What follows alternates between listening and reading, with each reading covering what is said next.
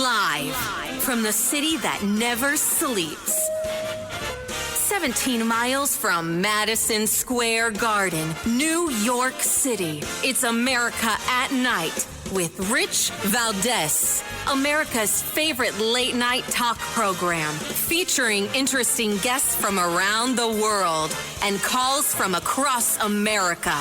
And now, here is your host, Rich Valdez.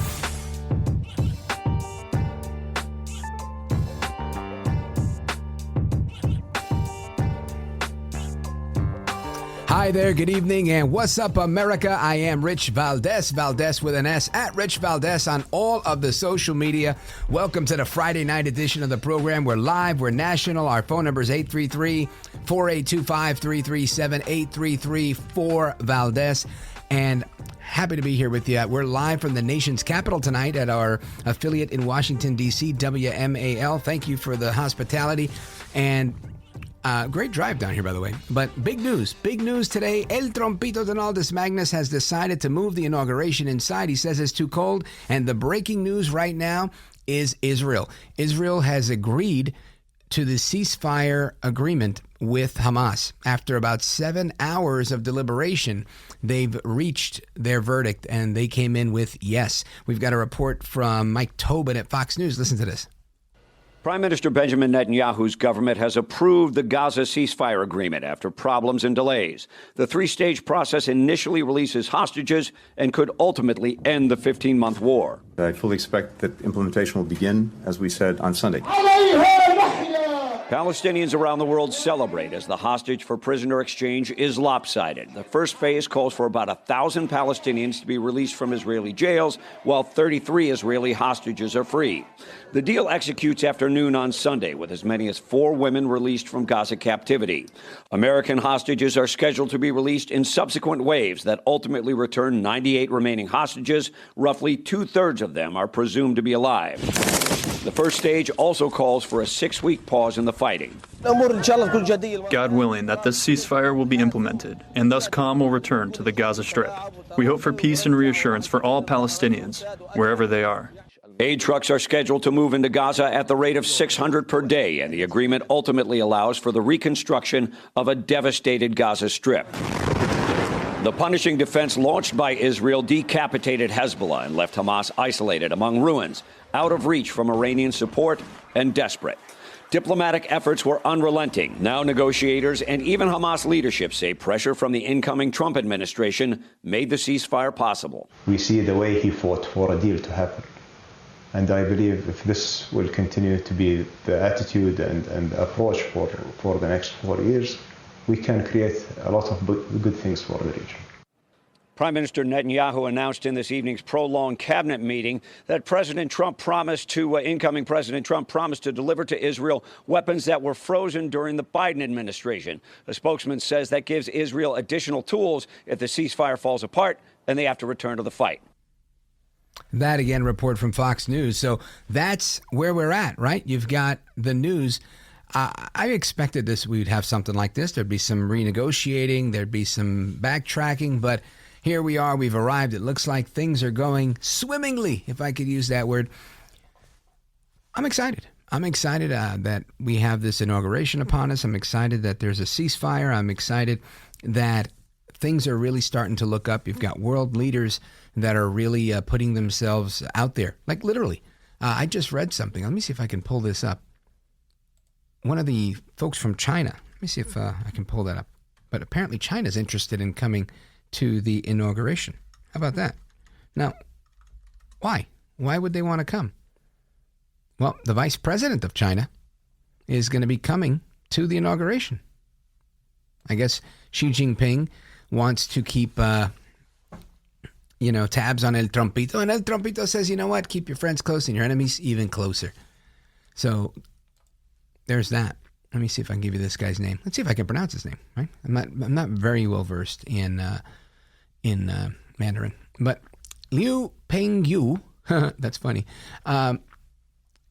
is a spokesperson for the Chinese embassy in Washington. He confirmed that Vice President Han is planning to attend as President Xi Jinping's special representative to the United States president's inauguration. How about that? Ain't that something? Everybody wants to cut a deal when they know they're out of options.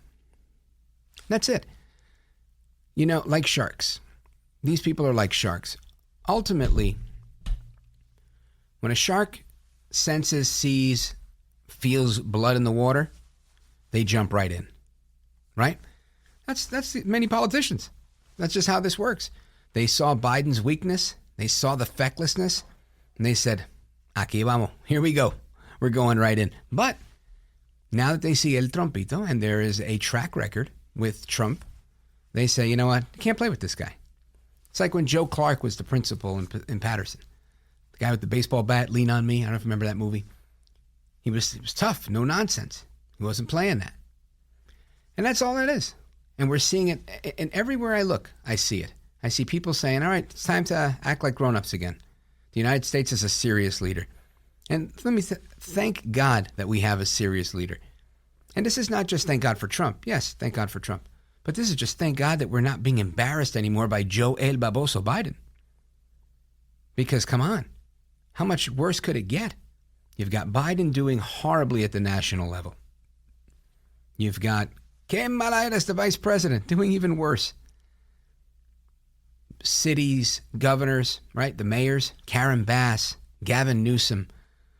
We replaced Lori Lightfoot in Chicago with who? Brandon Johnson, right? Is this guy any better? Anything improved? You've got community members in Chicago lining up saying, you know what, we're going to vote for Trump, showing up to city council meetings with MAGA hats. Why? Well, for many reasons. I think number one, the Democrats failed them. Number two, the MAGA movement has truly become a populist movement where it's not about politics per se. It's about the people and what's best for the people. And that's how that goes. People are on board.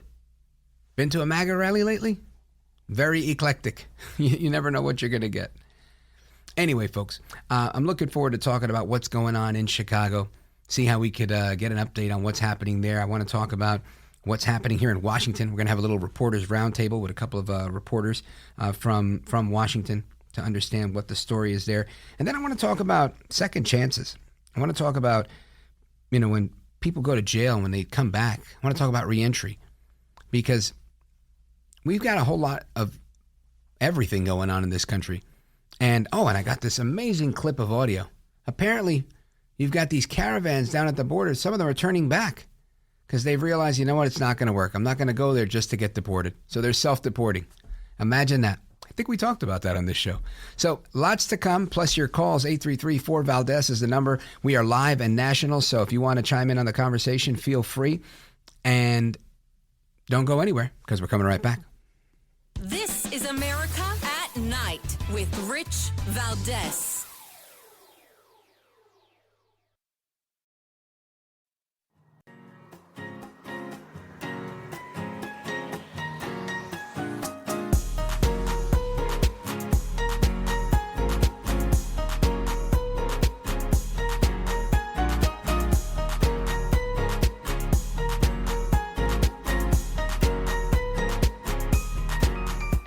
The best guests, the best opinions.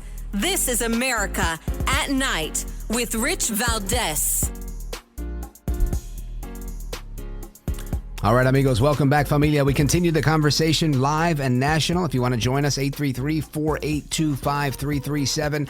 833-4-VALDEZ. We're going to talk about a debate preview tonight. We're going to talk about this deal between the Israelis and Hamas, which was just approved by Netanyahu and the Israeli government. We're going to continue our conversation into prisoner reentry. And, of course, I want to talk about what's going on in Chicago. Now, just about a week ago, I mentioned this on the air, and I have a clip for you that I didn't play for you. And it's the mayor of Chicago, Brandon Johnson, who by many estimates is not an improvement from Lori Lightfoot, but he was on local news with a reporter, and she asked him about his response to his negative poll numbers. His numbers look really, really bad. And why would they look good? I mean, you're talking about there's big campaign finance issues right now that when they're looking at the previous race. There's also the mayor and the chief financial officer of the city of Chicago are now reacting today, or yesterday rather, to the S&P, Standard & Poor's Global, dropping their debt rating. So there's so much to talk about. And I want to get a take from somebody who's not one of the usual suspects, right? This is a gentleman that is a public servant in the city of Chicago. He's an alderman there. He's been on this program before. He's part of the Hispanic community. He's part of the Chicago community, part of the LGBTQ community. He's a Democrat, and he's been critical of the Democrats. Alderman Raymond Lopez, welcome back, sir. Rich, thank you. Happy Friday to you and your listeners. Thank you. You too, brother. Happy New Year. So I want to talk about Brandon Johnson, but first I want to play this clip that I have of Mayor Johnson seemingly defending his negative poll numbers. Listen to this. Recent polls show 76% of those surveyed say Chicago would be better off with a different mayor. How do you convince them otherwise? Well, look, the people of Chicago elected me to invest in people. In every single category as it relates to investments, they're up. I actually am humbled that the people of Chicago believe in my administration enough to have greater expectations than any other administration. That's what leadership looks like, and I'm humbled to do it. Why do you say that? Why do you say that there's greater expectations? I don't know where I hear that. Because, yeah. and then the feedback instead is that the polling is poor. So how do I don't know how you interpret it that way. Well, because maybe because I'm a middle child. Maybe it's because I'm a Bears fan. By the way, the Bears are undefeated in 2025, so we're off to a great start. Doesn't have anything Here's to do what with... I'm saying, though. Look, the people of Chicago voted for me to invest in them, and that's exactly what we've done. And I'm going to continue to do that.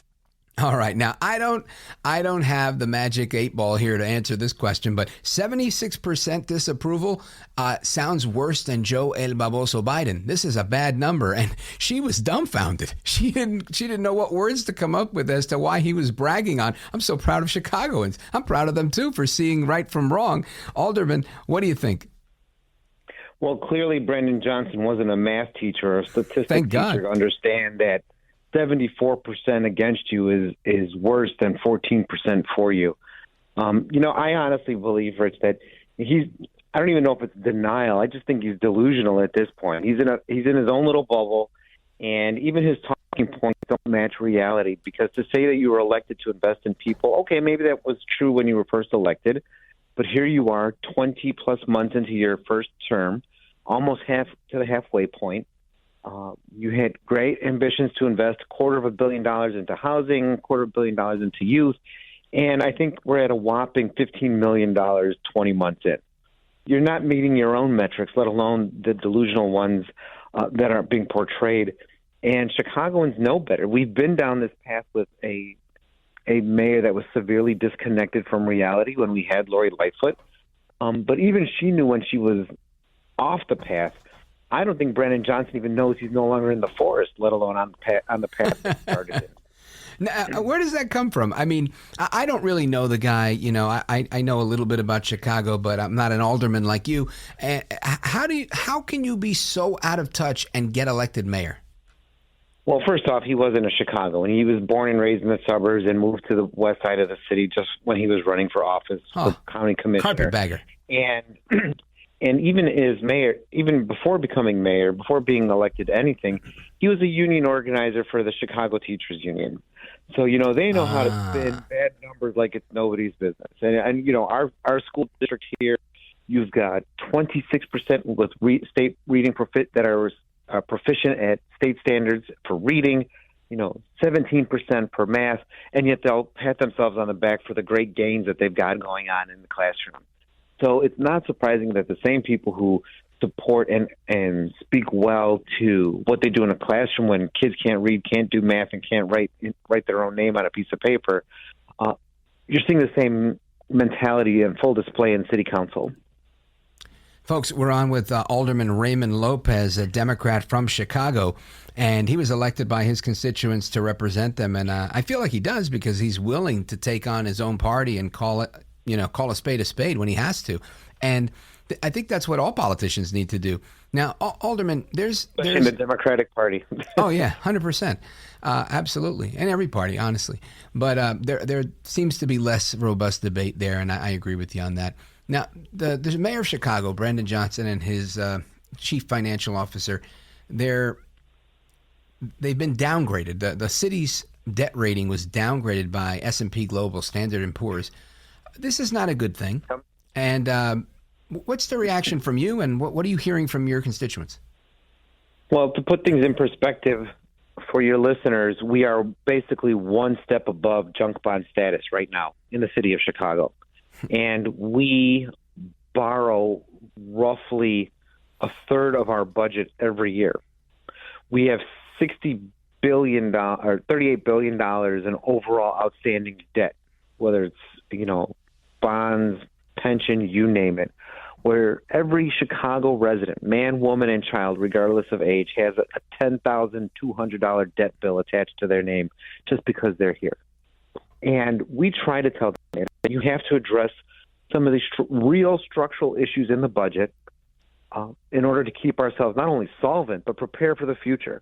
You have to make cuts. You have to live within your means. You have to quit pretending that the federal money is going to continue and stop spending like a drunken sailor every year. And all of that fell on deaf ears. We even warned them that if you continue down this path, that there will be a downgrade, because we were hearing it already even before our budget was approved. And the mayor and his CFO's response was, well, we haven't seen it in writing, so there's no guarantee that's going to happen. Now, let me ask you a question. When you're raising these concerns, how are you voting for the budget? Are you saying I'm not voting for it until I see this? Are your colleagues doing that? What's the process like? So in the city of Chicago, generally speaking, the mayor will introduce a preliminary budget. We'll have roughly 2 to 3 weeks of nonstop debate and discussion. Go department by department for 20 days just to see where we're spending, ask the questions we need to, both in terms of service delivery, but also in terms of what we're spending and is what we're spending correct. And throughout those discussions, we've been very clear that we didn't want to raise taxes. We wanted to cut. We wanted to get to pre-pandemic levels, because before the pandemic, the city of Chicago's operating budget was roughly $12 billion. We're now almost at $18 billion in less than 4 years' time. So you've seen almost a 50% increase based primarily on the infusion of federal dollars from the pandemic, propping up all kinds of programs, all kinds of new jobs, which the mayor is hoping to, Mayor Brandon Johnson hopes to put onto the taxpayers so that he could keep all of those positions. Well, and you also had an infusion of people, right? There were so many people that were sleeping in the police station. Correct. And, you cannot operate in this manner. And especially when you are already having difficulty growing your economy, there's only so much you could squeeze out of a lemon from Chicago taxpayers. And they've already said they've had enough. You see the residents who appear yelling at the mayor, yelling at city council, tired of seeing their money go to other priorities other than what Chicagoans care about.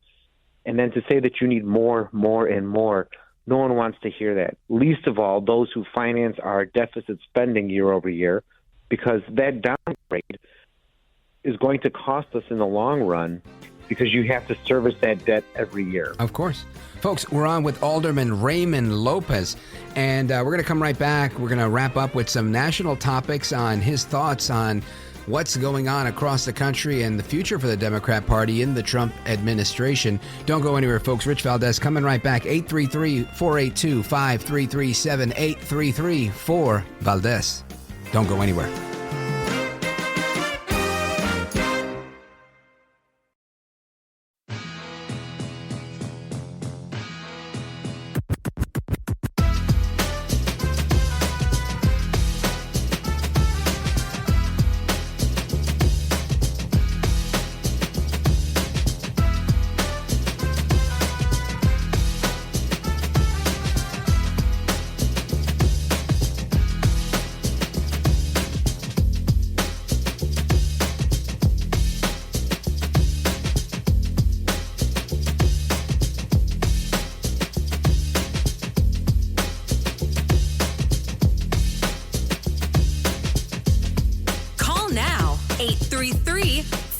That's 833-482-5337. 833-4-VALDEZ. That's Valdez with an S.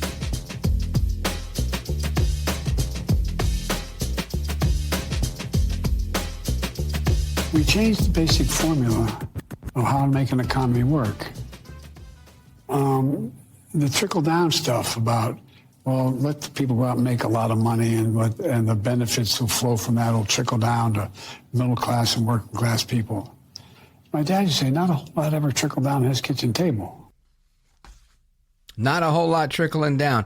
Well, I want to come back to our conversation with Chicago Alderman Raymond Lopez. He's a Democrat, and he's been critical of his own party when he sees them slipping, and they've definitely been slipping. And Joe Biden at the top of the ticket, man, I'm pretty sure I'm hoping that you're glad he's gone too, Alderman. You know, there was so much potential, I think, for him and for Kamala, but it was just, squandered. And I think that the Democratic Party as a whole needs to have a come-to-Jesus moment, to be perfectly honest with you.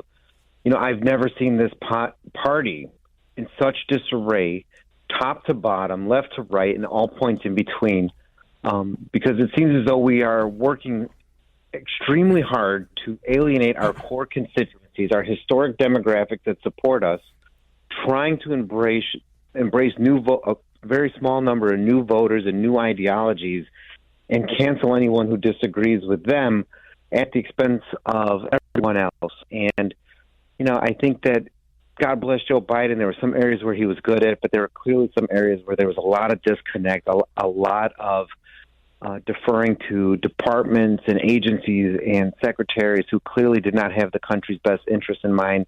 They were putting their politics above their duties to do American policy, most notably, obviously, at the border.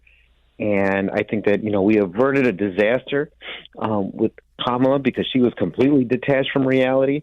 But I think that politically, if Democrats don't get their act together, Trump could very well be setting up a legacy for the Republican Party that will be very difficult for Democrats to overcome if they continue to rely on people like Bernie Sanders and some of the more left of left and extreme of extremes to represent the party. Alderman Lopez, I agree with what you're saying. And my thinking is, why? Why would you make a trade-off when seemingly, I'm going to pitch this from the Democrat perspective. You had Obama. He was there for 2 years. You got Trump. They did what they did. You had COVID. You had this opportunity. They found a chink in the armor and they said, we're going to get in here. And they had a pretty robust primary, right? I think Bernie Sanders had brought a lot to the table. Not that I like his policies, but there was gravitas. And he strikes this deal with Biden, and Biden keeps his end of the deal, where he brings in a lot of this left-wing policy. But for what? Like, what was the purpose of bringing in this smaller group of new Democrats and alienating the larger group of old Democrats, which I'd say a good percentage of them now become Trumpers? Well, and that's the real issue here, is that you're trying to force the Democratic Party and their large base of voters into accepting a new reality that, quite frankly, many of them don't want to accept, don't believe in. And, I hear it all the time, I'm an old school Democrat. No, I'm a reminder of what Democrats used to be. And there are a lot of Democratic voters who remember and miss that, and did vote for Trump because of the fact that, it's hard for some people to support many of the things that the Democratic Party's focus on, especially when you ignore the pleas of working class people to address their issues. Democratic Party used to be the party of the working class people. It was the Republicans that were the millionaires, the elites, and so on and so forth. And now it's like the world's has gone in the inverse. And unless Oprah's getting, $1 million to sit down on a couch with you, you're not going to have any FaceTime in the Democratic Party anymore. And it's very sad to see this happen to my party, and nowhere has it been on greater display as you talk about the undocumented, the immigrants, and things of that nature, as we see this conversation with regards to when can you deport someone? Should crimes be deportable offenses? And even in my own city, we tried to change the sanctuary laws, the welcoming city law here, to say that if you commit any one of 4 categories of crimes, with drugs, with prostitution, with gangs, or with human trafficking or sex crimes involving minors, then you should not be safe here. You should not have sanctuary here. And almost 40 aldermen said no to that. Wow. Something so basic, so common sense. They said no. And that's where we're losing people, because everyone else can see that makes sense. That even, if you don't not want to get into the full immigration debate, what people do when they're here matters too. And you're going to turn a blind eye to that. And, we're all becoming junior Jussie Smolletts. And, most people don't have time for that anymore, What a disaster that was. Folks, we're on with Alderman Raymond Lopez. And again, I agree with what you're saying. I really, from a political perspective, I'm thinking part of politics, and you know this better than anybody, right? You're out here taking a risk. You're on a conservative program. You're saying things that some of your colleagues aren't going to like, but you get reelected. And it's because the people are on your side. And that's how politics, I thought, worked, right? As long as you got the people, you have some bargaining power. But how is it that people are telling Brandon Johnson, 76% of them, we don't approve? The American people spoke, and Trump got these big numbers. And yet Democrats are still doubling down on a lot of this crazy that the Democrat people, voters, are telling them, no, thank you. Why is it not stopping? I think that there's a sickness in the Democratic Party, a delusional sickness, because even not locally, even nationally, look at what happened after Kamala Harris' defeat. You had the progressives, you had the AOCs and the J. Pauls and all them stating that, well, if the Democrat voters were more like us, we would have won. Well, yeah, I can't argue that point, but I mean, maybe if you were more like us and had candidates that, were more middle of the road, you might have won. And honestly, it's not even the middle of the road, right? I mean, I'm sure you and I are worlds apart on a lot of things. It looks like the middle of the road because they've moved the road so far to the left. Right. I feel like I'm on the off-ramp and the road went, a mile to the left of me. Oh, boy. That's true. Man, I don't know. I love the conversation. I really appreciate it. I don't know. From my perch, I always blame the same people. I blame the media, the left within the media. And I'm talking about the hardcore left. The people that wear the Karl Marx T-shirt to go to sleep. The left within academia. These people really idolize this philosophy. And they try to push it. And they have influence, and they have a big platform, so they get some attention. And they get young people, like a young AOC, to come and say, all right. And then the rest of her friends, the squad. But we saw the squad. They're falling apart. Bowman. Yeah. Cori Bush, they're dropping. So at some point, somebody should say, somebody, I don't know who, maybe Schumer, or maybe Pelosi, somebody needs to say, hello, guys, this isn't working. Why isn't that happening? Well, I think there's just been a dynamic shift, especially at the federal level, when you see that, first off, you've got to clear that bench. You can't have 80-year-old members leading the show in Congress, in both houses, who've been there for 40, 50 years, and expect them to know how to welcome new people in, how to deal with the realities in front of them. I think they see the AOCs of the world as loud, flashy, and gravitate towards them because they don't know how to connect themselves. And it's true on the Republican side, too, when you look at Marjorie Taylor Greene and some of the other folks who are just as crazy, but on the other side of the aisle.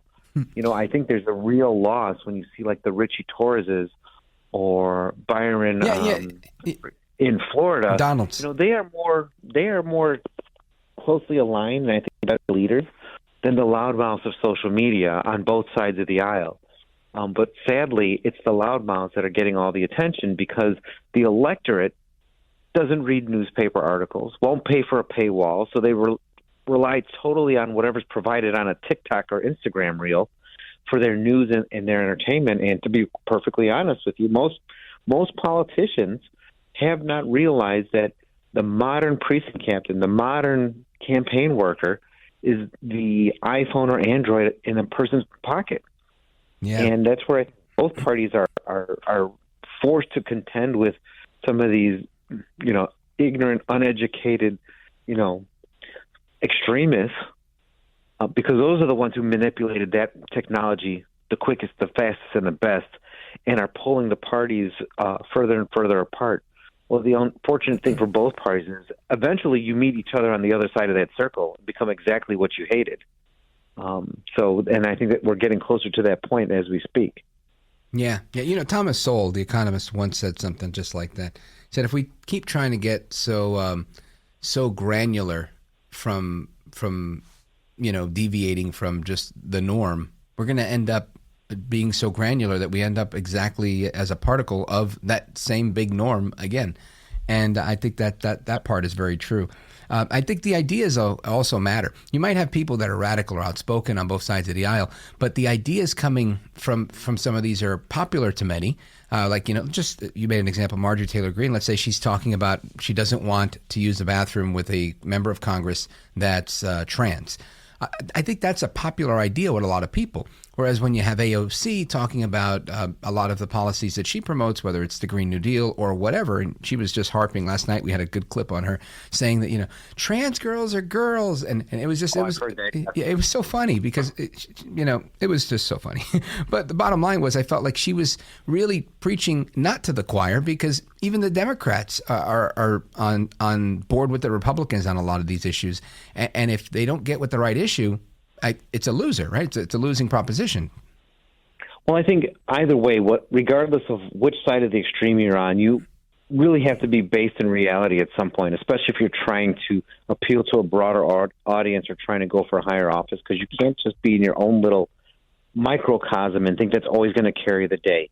And I think that's kind of where I think Marjorie has made better progress than AOC because a majority of Americans agree with her sentiment over AOC. Now, one more question, because I have to take a break, but I really want to get... If we can magically make you the chair of the DNC right now, what's your first order of business? Man, how many more segments do you have left? We got like 30 seconds. You know what? I will say this. I would have to take a page of what the Republicans did in their convention, which is you need to jettison all the big names, and you need to start bringing in everyday Americans, everyday Democrats, and show how exactly we are relevant to the people who are very much closest to the ground in the fields, in the neighborhoods, in the streets, working and doing things that we want to do. Mm-hmm. We've lost touch with that. And nowhere was that more evident than when you had our own unions holding back support because they couldn't decide if they wanted to support Democrats. Wow. When have you ever heard unions not support Democrats? Excellent point. You've got my vote. If I were a Democrat, I'd vote for you, brother. Folks, Alderman Raymond Lopez, brother, it's always appreciated when you come and visit us. Thank you, sir. God bless you. My pleasure. You bet. Folks, we're coming right back. Your calls and more, 833-4-VALDEZ. This is America at Night with Rich Valdez. Call now, 833-4-VALDEZ. That's 833-482-5337. 833-4-VALDEZ. That's Valdez with an S.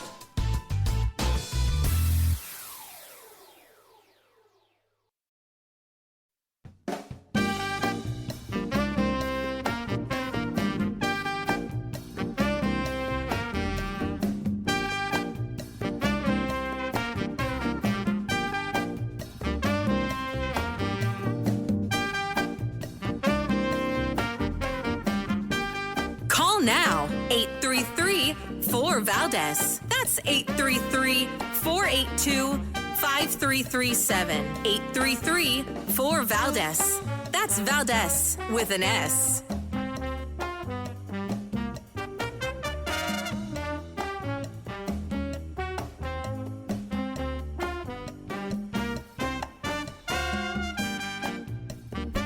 All right, amigos, welcome back. Getting to your calls in a moment. Again, the phone number 833-4-VALDEZ, 833-5337.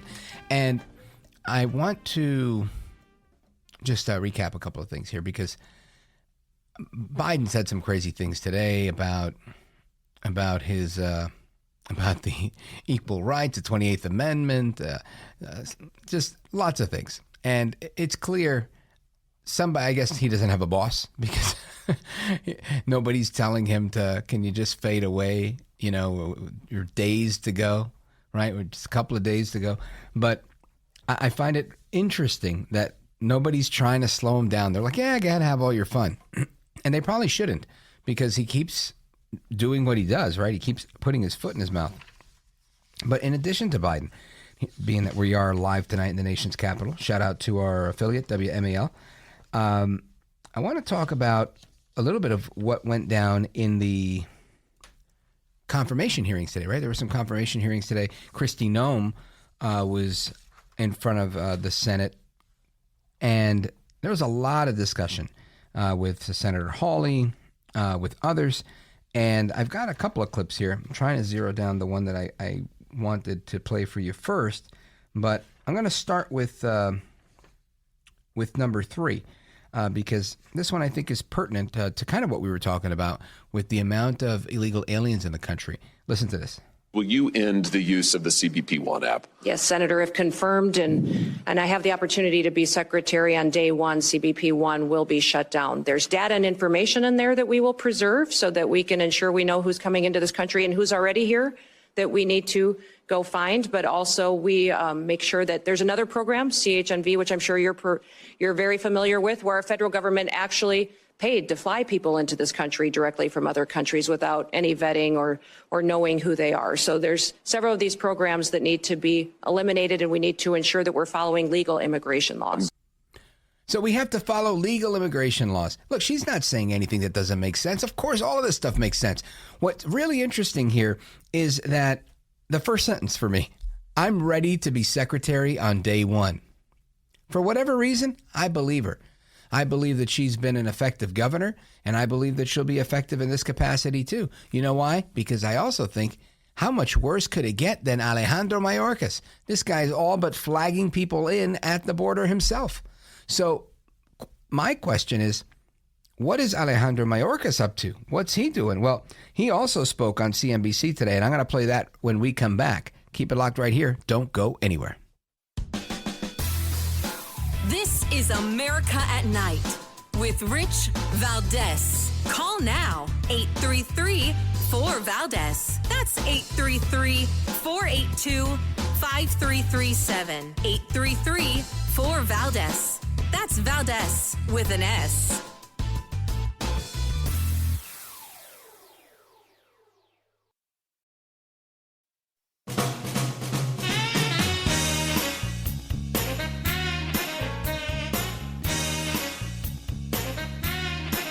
I wish that we had more time, and that would enable us to do more, not only in furtherance of our mission, but in the service of the American people. And I don't tend to look back like that. I look forward and see what is ahead and what can be ahead for the benefit of the American people. More like, I wish we had more time so I could do more damage. That's Alejandro Mayorkas talking about, I wish I had more time. There's something wrong with this man. There really is something wrong with him. Our mission, his mission has been to open the southern border of this country and bring in 20 million illegal aliens. A fair portion of them, criminals. Quickly to the phones we go, 833-4-VALDEZ with seconds to go on the clock. Paul, Boise, Idaho, KBOI, go for it. I caddied for a lady one day, and I mean lady, and she was so mad that she said, I'm so mad that I could spit. And that's how I feel about Mayorkas. I can't use what I want to say on the air. You know where I'm going. Oh, yeah. Paul, I agree with you, brother.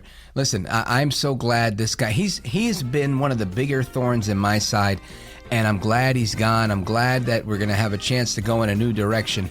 Paul, thanks for the call, brother. Shout out to Boise, Idaho, KBOI. And folks, if you're sticking with us, I appreciate it. If this is the end of the road for you because of where you are in the country, then hasta la próxima. Take care, good night, and God bless you, America. I'm Rich Valdez.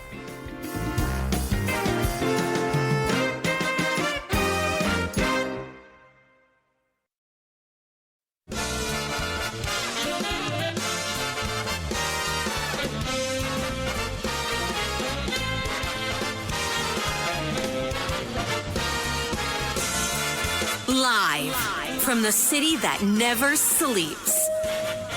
17 miles from Madison Square Garden, New York City. It's America at Night with Rich Valdez. America's favorite late-night talk program, featuring interesting guests from around the world and calls from across America. And now, here is your host, Rich Valdez.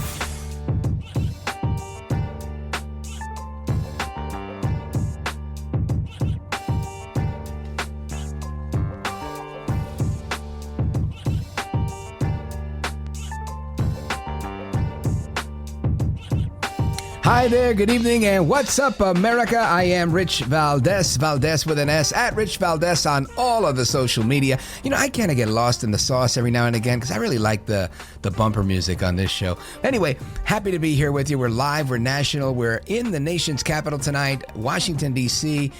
Big shout out to our affiliate here, 105.9 News Talk, WMAL, and making this studio available for me tonight. And we're getting ready for Inauguration Day. That's coming up. Inauguration weekend starts right now. We're doing a preview of that throughout the evening tonight. We're talking about all of the big headlines. And the biggest headline today, at least in the last couple of hours, is that Israel has agreed, the Israeli government approving the ceasefire deal with Hamas and giving the green light to release 735 prisoners, right? This is what's going to happen. Israel is going to release 735 Palestinian prisoners during the deal's first phase. Pretty interesting stuff here. The deal's expected to go into effect on Sunday, and it's going to include 3 phases. The first phase is expected to last for 6 weeks, during which 33 Israeli hostages are going to be released. Amen. Praise God. Hallelujah. About time. The ministry statement was released shortly after the Israeli government approved the deal, paving the way for the deal on Sunday. The ministry released the names of all prisoners set for release, except those of 25 minors that are between the ages of 16 and 18. In a statement that was released earlier, the ministry said 95 prisoners are scheduled to be released on Sunday, including 70 females and 25 males. 3 female Israeli civilian hostages are expected to be released on Sunday in the exchange, according to 2 U.S. officials. This is reporting from CNN as of just about an hour ago. Now, we've also got continuation of how this went down. 33 people got together for the Israeli government, and this 33-member group of ministers, Foreign Ministry of Israel, weighed this thing. And they went into smaller security cabinet groups, deliberating, went on for 7 hours. Late into tonight, which is their time, already Saturday morning. So that's what's happening there. And the Palestinian Authority is now ready to assume full responsibility in Gaza, according to Mahmoud Abbas. He's the president of the Palestinian Authority, and he's ready to go. Now, you know, what's interesting is this is part of the reason why I've always felt that the 2-state solution doesn't work, because you really have 3 interested parties. Right? Abbas is not necessarily Hamas, and he's not Israel. And this is how there's always this third party that's intervening. And it's usually Iran. Now, I'm going to say it's these folks. But what's interesting about all this is that what I pointed out last night, that they're doing it right on time with El Trompito's timeline, right? Because he said that if this isn't done by the time he takes office, it's over, right? All hell will break loose. That was the quote. So here we have these people deliberating, and whatever had to be done was done, and I'm grateful for the outcome. It's about time. So that's the story with that. Now, moving on from that, we've got the announcement that the inauguration is going to be held indoors. Now, this happened back in 1985 with Ronaldus Magnus, who, the same thing, was 7 degrees back then, and he said people are going to be, nobody might come, right? But I would challenge that, right? Being a New Yorker, I grew up in Jersey, but born in New York, born in Brooklyn, and I can tell you I've been to two times I've been to Times Square for New Year's Eve. And it does not matter how cold it gets on New Year's Eve, people show up. They wait and they wait. They wear diapers because they don't have access to the bathroom. So if they'll do it to watch the ball drop, they'll do it to watch El Trompito take the oath of office. But very gracious of him and citing the conditions for the bomb-sniffing dogs. And I think that was a big consideration, that it might be too cold to have the dogs frequently out there. And that part I get. How much can you put on a dog, right? You would have to have like these little portable heaters or, and it's tough. I've been to inauguration here in D.C. 20 years ago, matter of fact, for George W. Bush. And what I can tell you is that it's D.C. like you've never seen it before. At least when I was here, I remember they had barricades everywhere. Everywhere. When I say everywhere, I mean everywhere. In order to get to the, you couldn't get anywhere by car, pretty much, right? They've got those pillars that come out of the ground that close down the streets, and they had barricades everywhere. So you're walking everywhere, and every couple of blocks, there were checkpoints, checking your ID, checking your tickets. So if you didn't have it, you couldn't go on. So it's very difficult to navigate. And again, that was 20 years ago for George W. Bush, who, by today's standards, he pales in comparison to the popularity of El Trompito Donaldus Magnus, the 45th president of these United States, El Presidente, Donald J. Trump. So if that's the case, then I think we're going to have a lot of people. Even if some people say, it's too cold, I'm staying home. Or I'm going to go to the local bar, watch it on the TV, and hang out with my buddies. And now you're going to get more of that.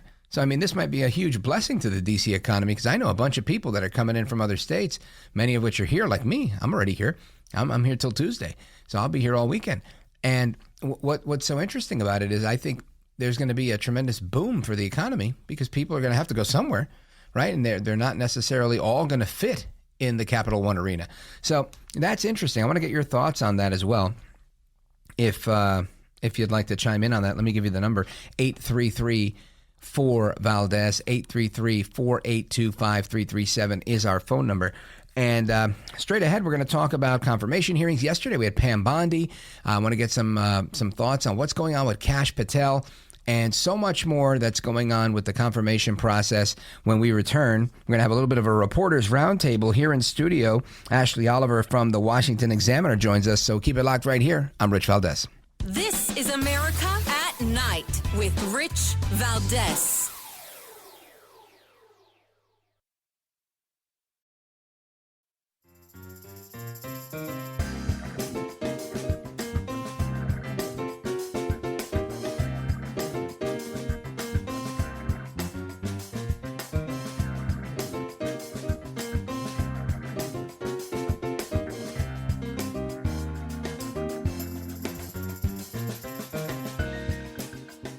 Well, thank you, Rich, and thank you for everything. I know you very well, and I listen, but I have a lot of people that listen, and they love your show, and I appreciate it very much. America at Night with Rich Valdez.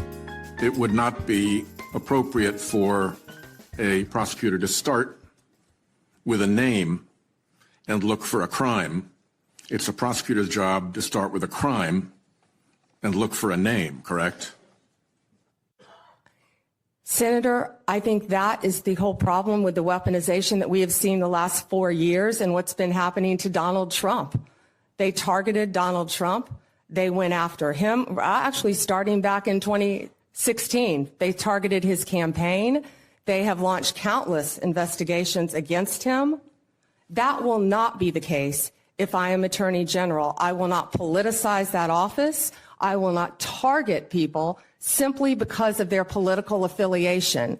Justice will be administered even-handedly throughout this country. Senator, we've got to bring this country back together. We've got to move forward, or we're going to lose our country. That's Pam Bondi at her confirmation hearing, and She's keeping it real, keeping it gangster, and I love it. Welcome back, folks. Rich Valdez. We're live in studio in WMAL with Ashley Oliver from the Washington Examiner, and she's written a series of pieces on Pam Bondi, and I want to get her reaction to the idea that Pam Bondi is not going to be politicizing the process. Yeah, she was adamant that she would be rooting politics out of the DOJ, and a lot of Democrats at her confirmation hearing had problems with this. They kept saying, "What are you talking about? The DOJ is not politicized." Meanwhile, Republicans said, "What are you talking about? This has been the most politically fraught DOJ in DOJ history, really, in the last 4 years, seeing the criminal indictments of Trump, even Hunter Biden's indictments. I mean, these were very highly politicized indictments that we saw. So Pam Bondi was adamant that she would be taking that out of the Justice Department, excising it from there. And Democrats wanted assurances that she would not prosecute Jack Smith. She would not go after Trump's enemies. They demanded to know if Trump has directed her to go after Liz Cheney, Dr. Fauci, all of the number one enemies of Trump. And she would not entertain that. She said, "I'm not going to engage in these gotcha questions. I'm not prejudging anyone. I'm going to go into the Justice Department and follow the law and apply it as needed." And it was a really tactful way for her to strike a balance between, abiding by the DOJ policies and legal ethics that she needs to, while also making sure to stand by Trump and the Republicans who really do feel like Jack Smith was wrong, perhaps, or Garland was wrong, perhaps, to bring the charges that they did against Trump. Amigos, we're on with Ashley Oliver from the Washington Examiner. And again, she's got a series of pieces. You should check them out. Give her a follow as well, at Ash Oliver on X. And something that I noticed with Bondi is that she seems unfazed. She doesn't really care who's in her face, who's barking up a storm. She's very confident. She's very poised. I mentioned to you right before we got live that I met her briefly at Madison Square Garden at Trump's big New York City rally, and very charming, very very demure, very low key. Didn't seem like she has that button on her, where she can turn into this very aggressive pit bull, and I guess we all can. But that's what you need to be Attorney General. I've got a clip of an exchange with her and discussing specifically Jack Smith, because, like you said, they're pushing and they're prodding and they're saying, "Are you going to go after Jack Smith? You're going to lock him up. You're going to do this." And I want you to hear this clip and then give your reaction. The president has said Jack Smith should go to jail. Will you investigate Jack Smith? Senator, I haven't seen the file. I haven't seen the investigation. I haven't looked at anything. It would be irresponsible of me to make a commitment regarding anything without, you're a long practicing attorney, without looking at a file. So you would need a factual predicate to open an investigation of Jack Smith, is that right? Not a summary by you sitting here. Yes, sir. And not a summary by the president either, right? Absolutely. So a summary by the president or his desire to investigate Jack Smith would not be enough for you to open an investigation of Jack Smith. Is that right? I will look at the facts and evidence in any case. And sitting here today, Senator, 72% of Americans I only have have 7 lost minutes. faith in the Department of Justice. Sitting here today, are you aware of any factual predicate to investigate Jack Smith? Sitting here today, yes or no? Senator, I will look at the facts and the circumstances. You can't answer that question. Brought to me. You're not a part of the department yet. There's no worry about divulging law enforcement sensitive information. So just tell us, are you aware of a factual predicate to investigate Jack Smith? Yes or no? Senator, what I'm hearing on the news is Are you aware horrible. of a Do I know if he committed a crime? I have not looked You seem reluctant to answer a simple question. Of course, that is the nominee for Attorney General Pam Bondi going at it with none other than now Senator Adam Schiff for brains. And what I find interesting is he just doesn't give up, but he sounds desperate. He's like, well, he tried this, it didn't work. He tried that, it didn't work. She remains calm and very poised. Our guest, Ashley Oliver from the Washington Examiner, is here. Ashley, what is your thought on how she handled herself in that situation? Yeah, interestingly, it was the two California Democrats on that committee, Adam Schiff and Alex Padilla, too, where the two most heated exchanges took place out of the whole entire hearing. And she was, like you said, really calm and collected the entire time. But she also, I would, to her credit, she did not allow them to bully her. Yeah. She, at one point, she said, "I'm not going to be bullied by you." Alex Padilla came in and said, you should be doing your homework on the 14th Amendment. And she said, "I'm not doing your homework. I had a hearing to prepare for. I'm not entertaining these kind of like gotcha questions that you're throwing at me." And with Adam Schiff too, it was sort of like reigniting old flames because they worked together on impeachment on opposite sides of the aisle. We know Pam Bondi was a special counsel for Trump in his first impeachment trial, while Adam Schiff was trying to get him convicted in the Senate. So they're familiar foes, and so it was they already were familiar with how each other kind of operated, and I think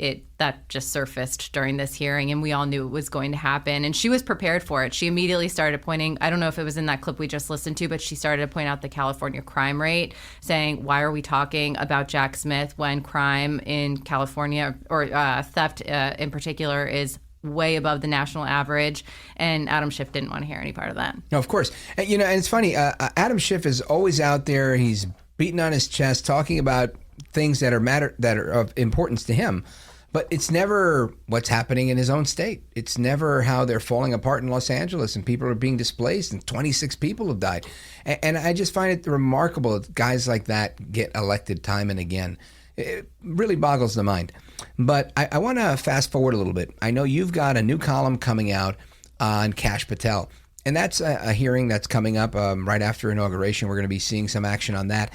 And we've had Kash on this program many times. He's a favorite here, and we're solidly behind him. I think he really is one of the best people to do this, probably at this point the best person. And because of his background, not only his expertise, but everything he's been throughout Russiagate. I mean, he's the guy. And I think that's what we need. We need somebody who understands all these failures and how they occurred and when they occurred, and saying, this is what we're going to fix. What type of opposition do you think he's going to meet? And tell us about your piece.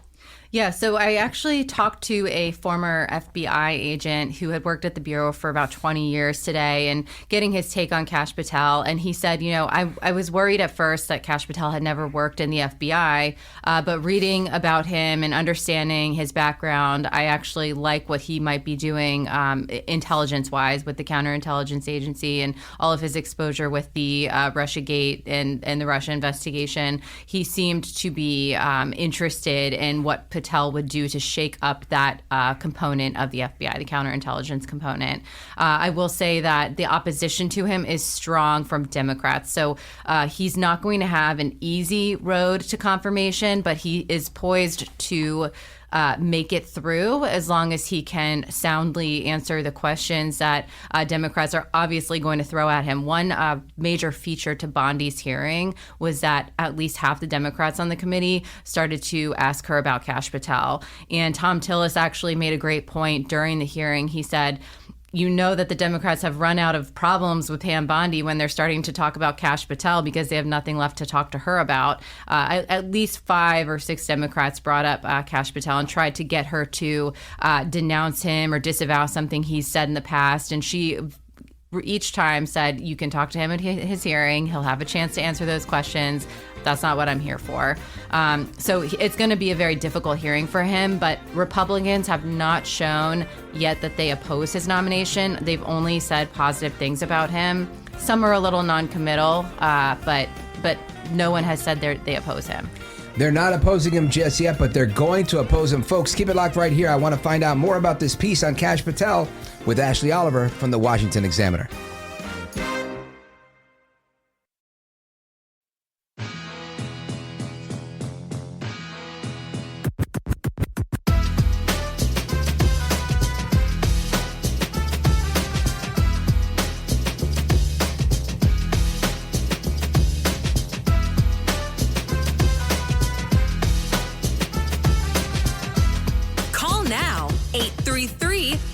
Valdez. That's 833-482-5337. 833-4-Valdez. That's Valdez with an S. I'm so glad to be on your show, Rich. It's just an amazing broadcast that I hope the rest of America listens to every day. America at Night with Rich Valdez. All right, amigos, welcome back. If I'm not mistaken, that voice we just heard was Kash Patel saying he likes this program and hopes everybody listens to it. Now, I want to talk a little bit about Kash Patel with our guest. She's in studio. And for those of you who can't see her, she's really cute and she's really nice. Ashley Oliver from the Washington Examiner is with us. And Ashley Oliver has a brand new piece on Kash Patel coming out. She did a lot of background on it. She did a lot of interviews. She's about to give us the scoop before you get it, because you can't even read it yet, but you're going to go there and you're going to check it out and you're going to follow her on Twitter at Ash Oliver. Ashley, tell us all about this piece. Yes. Thank you for the introduction, by the way. So the piece, I talked to some Republican senators today. I wanted to gauge what Kash Patel's path to confirmation looks like. And basically what I've learned is that he will get confirmed as long as nothing too crazy happens during his confirmation hearing. As long as he answers the questions skillfully, strikes the same balance between making sure that he remains, on Trump's side while not catering to the Democrats, while also, not going too much off the deep end that it generates some wave, like tsunami of headlines from all of the media. I think he'll be okay. Republicans right now, the major key players are holding their powder dry, like Senator Chuck Grassley. I talked to him today. He said, barring any unforeseen circumstances, he feels good about Kash Patel's nomination. And Chuck Grassley's kind of the key senator he needs since he's the chairman of the Judiciary Committee. Susan Collins, a moderate who often will defect from the GOP because she's a main Republican. I talked to her as well today, and she said she's not relying on the Judiciary Committee and taking her cues from them. She's going to make the decision for herself. However, she's met with Kash Patel, and she had a good meeting with him. She appreciated that he's been both a prosecutor and a public defender. So we know, she's like, it's unique that he's been on both sides of a court case. And so that she liked that quality in him. And for Susan Collins to be saying positive things about Kash Patel bodes really well for him. That said, the Democrats, we learned, obviously in Pam Bondi's hearing, are going to grill him about a whole platter of things he's said in the past on different programs. Could have been on this program. He's been on, there's tons of clips of him on Rumble. I'm sure they're pulling up. But, they're going to ask him if he believes in QAnon. They're going to ask him. I asked him. What did he say? I asked Kash Patel if he was QAnon. Oh, gosh. And he said, no, I'm actually not. But we had a big lead up, and it was very funny. But there was a lot of allegations about his involvement with QAnon. And so I said, let me go a step further. Are you involved? And are you, in fact, Q from QAnon? And we spoke about it. And there's it's all, you can get the archives. They're available. It's there. And I did it for that reason, because I knew that one day this was going to be important to him yes. and to America, because this guy's going places. He's really, really swift. So I'm glad you brought that up. And he probably knew that, because he is rather careful when he talks about it. I've noticed that, because I've tried to look at what he's said in the past to be prepared for what he might say in his hearing. And we know he's going to get asked about it at least once. But if Bondi's hearing is any example, he's probably going to get asked several times about that particular, and I'm sure he's got a great answer ready to execute as soon as that happens. They're going to ask him about, some of the things he said he's done in the administration. I think there's been some controversies about how involved he was prosecuting in the Benghazi attack investigation that DOJ conducted. I think that there's been some little conflicts and different, mixed reviews from the different people he's worked with, but nothing unusual that he wouldn't be able to handle. I think one thing he's going to have to answer for is whether he really wants to get rid of FBI headquarters. That's something that I keep seeing going around, is a promise he made that he wants to just get rid of the J. Edgar Hoover building, make it a museum, and send all of the 7,000 workers in the FBI that work there out into the field. I don't think that's actually going to happen. I've talked to some, former FBI, and they'll say that that's not super realistic, but I think that's the sentiment that he wants to try to focus on the field and get back to the focus on crime versus everything being concentrated right in D.C. So he'll probably have to answer for that as well. But again, the Republicans I've talked to today and, since Bondi's hearing 2 days ago, they some of them are keeping their powder dry, but no one has said they oppose him. And that's really good for him because he can afford to lose 3 votes. And I don't think he's the nominee that they're most interested in trying to sink at this stage. Who do you think they want to sink more than him? I mean, I think it's Tulsi Gabbard right now is in the hot seat. So we're going to have to watch out for that. Why? Because they see her as a traitor? I don't know what they see her as. Maybe it's her. They think she's too sympathetic to Russia or Iran, and that's what I've heard really largely is from Democrats. Criticism. Yeah, from Democrats. They're very principled on foreign policy. All of a sudden, that's their criticism, and she also has been a little more open to using FISA. She used to be really against the major surveillance tool that the FBI uses in the intelligence community. She was really strong on putting more restrictions on that because she created the Fourth Amendment caucus when she was in the House. She was really big on privacy. She's kind of drifted away from that because she knows that the intelligence community needs that tool. They use it every single day. That's how they brief the president on national security is through their FISA database that they have. So I think she's kind of needing to recalibrate her opinions on that. So I think she has the rockiest road right now. Now, just as a follow-up, and this is just a tidbit really for the audience, there was a guy ran for mayor. He's a friend of mine, Brett Schundler. He won. He was a Republican. He won. And when he got elected, he talking about crime and education. And when he got there, he said to the police chief, I want everybody out. Everybody. Sergeants, lieutenants, everybody's on the street. And they did. I think that even the chief was on the street. Everybody was on the street, and he did a full 4-year term, and it can happen. It can happen, believe it or not. They went kicking and screaming, and he was the darling of Reader's Digest and the Wall Street Journal. And they were saying this guy actually said he did what he said he was going to do. He was elected in 1992, and I know him from. He served in the Christie administration as Secretary of Education or Education. What do they call them? Commissioner. But it can be done. So I'm rooting for Kash Patel to empty out the J. Edgar Hoover building and make that happen. Now, second follow-up on Gabbard. That's interesting. I had not heard that there was so much opposition to her. And I'm curious have you heard anything about it being, are they fearful of retribution? Is it a personal vendetta? Do you think it's really all policy driven? Your thoughts? I think some of it is the foreign policy element and all these past comments that she said about theories about Russia or Iran, and that could be part of it. I also have heard that Republicans, some of them, have been unimpressed with their one-on-one meetings with her. Maybe she wasn't as experienced as they would have liked, but I think even since then she's used those one-on-one meetings to improve. And before she gets in front of the hearing in a public forum, she's met with Avril Haines, who's the current DNI. So she could be on her way to somehow slipping by and actually getting confirmed. But right now, it just seems to be the one that's the most unsure right now. You would have thought Kash Patel was. People called him really controversial as soon as Trump nominated him, and you saw a lot of headlines about that. But that's since died down, and Republicans have shown much more openness to pushing him through. And Pam Bondi stood by him 100% during her hearing. So things look really good for him. I think it's right now maybe Gabbard, even RFK. That's where I want to go. You never know what RFK could say. So well, I want to pick your brain a little bit about RFK, but I got to take a pause right here. So we'll come back and we'll wrap it up on that one, folks. We're here with Ashley Oliver from the Washington Examiner. Make sure you check out her stuff at the Washington Examiner's website and follow her on X or wherever else you could find her. I'm Rich Valdez. Don't go anywhere.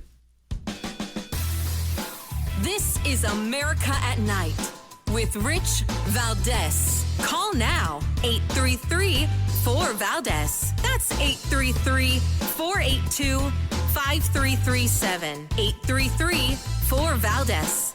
That's Valdez with an S.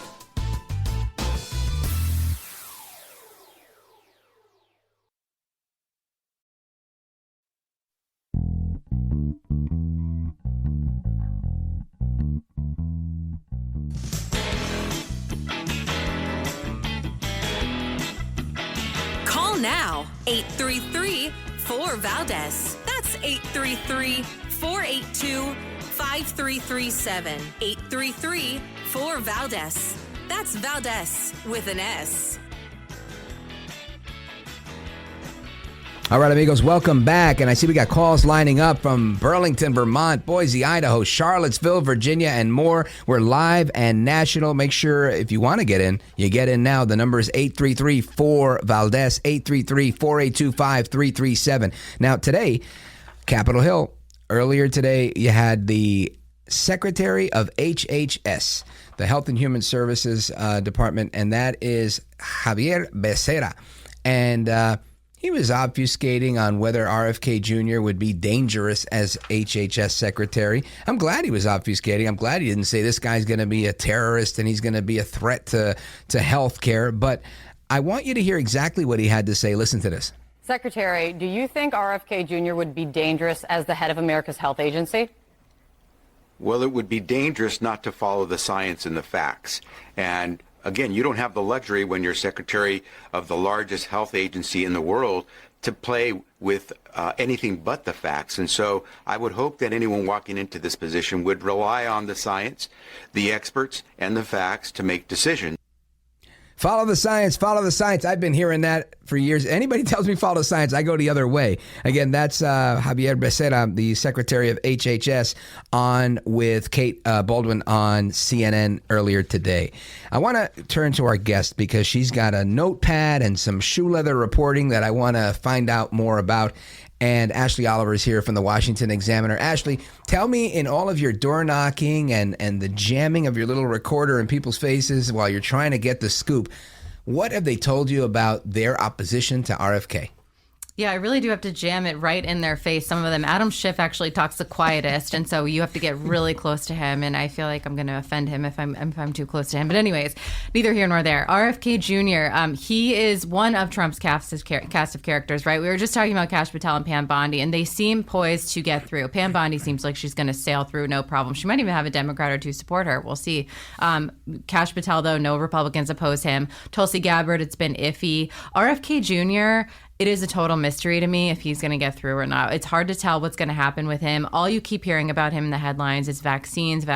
People want to know, are you going to ban vaccines? And I don't think people realize how many players are involved in those kind of decisions. He's going to have so many doctors advising him and working under him and alongside him. And he's really going to be a figure and kind of the face of the Health and Human Services versus the one behind the scenes that's going to ban this or ban that. So I think people are maybe overblowing some of what they've heard about him when he expressed skepticism about vaccines or tried to discourage people from taking COVID vaccines. I think that's really the main conversation that people are focused on right now. But RFK has a lot of other kind of strange things in his background, like the story with the bear or the worm. I haven't heard this story. Fill me in. You haven't heard the bear No. story? The bear story is wild. He found a bear in a park somewhere on the road or something, and he put it in his trunk, and he somehow dumped it in the Central Park in New York City. This was like 10 years ago. No way. Who puts a bear in Central Park? Let me tell you the most hilarious thing about this, though. We did not learn this happened until a few months ago. You got to look it up. And the New Yorker, it was a New Yorker or New York Magazine, I can't remember which one, they were going to do a piece about it, right? They were going to do a piece about this bear that RFK Jr. dropped in Central Park in New York City 10 years ago. To get ahead of the story, RFK Jr. sat down with Roseanne Barr in his house and just told the whole story. And it was so funny. It's become a meme on the internet now where RFK Jr. sits there and reveals that he's the one that dropped the dead bear in in Central Park. Oh, it's a dead bear. It was a dead bear. In Central. He found it. I think he found it on the road or something, and he was in his trunk. He was going to go take it and do something with it. Like I don't know what he was going to do with the body, but he ended up leaving it in Central Park. And it makes more sense that it's a dead bear. I thought it was a real bear, no. a living bear, and he put it in his trunk. Who does that? It's a dead bear. He dropped it off in Central Park 10 years ago. He revealed it to the world through a conversation he recorded with Roseanne Barr in his kitchen recently. And Roseanne Barr, we know, is like hilarious, and she's a Trump supporter, and they're comedians together. And you're just looking at them, and it's just a bizarre story. Yeah. And it's just so funny that that's part of his resume. I don't know that that's going to come up in his confirmation hearing, but it's just another feature to RFK Jr. So you see the meme surfacing now when something crazy happens and you're looking for someone to blame, they show a picture of RFK Jr. in his kitchen talking to Roseanne Barr to kind of say that crazy. Maybe it's him. Maybe, he came out of nowhere 10 years later and revealed that he's the person that dropped off the bear guy. So, Ashley Oliver, I want you to let everybody listening know how they find you, where they go, and what they've got to do if they have to subscribe to check out your article on Kash Patel that's coming out tomorrow in just a few short hours. Yeah. Washington Examiner, I guess it's /author/Ashley Oliver, but just Google Ashley Oliver Washington Examiner. You'll get to our webpage that way and all my stories. And you can read up on all the stories we did on Pam Bondi this week, and Ash Oliver on Twitter. I'm on there too. Make sure you check her out, folks. Thank you for being here. You've done an amazing job. And amigos, I see the calls are lining up. We're going to get to you. Chicago, Charlottesville, Boise, Burlington. Don't go anywhere. Keep it locked right here. I'm Rich Valdez. This is America at Night with Rich Valdez. Call now, 833-4-VALDEZ. That's 833-482-5337. 833-4-VALDEZ. That's Valdez with an S.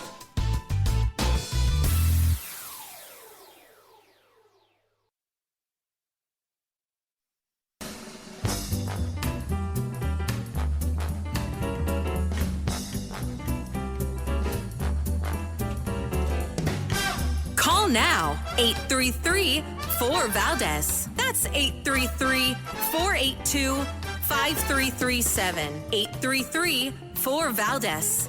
That's Valdez with an S. All right, amigos, welcome back, familia. We continue our conversation with you, we the people. And the phone number, 833-482-5337, 833-4-VALDEZ. And depending on where you are in the country, which time zone you're in, what radio station you're listening to, we have another hour after this. In some places, we have another hour after that. So we're either going till midnight or 1 o'clock, wherever you are. Let's hit the phones. Nick, Chicago, Illinois, WLS. Go for it. Yeah, thank you. I'll make it as brief as I can because we're running short on your schedule there.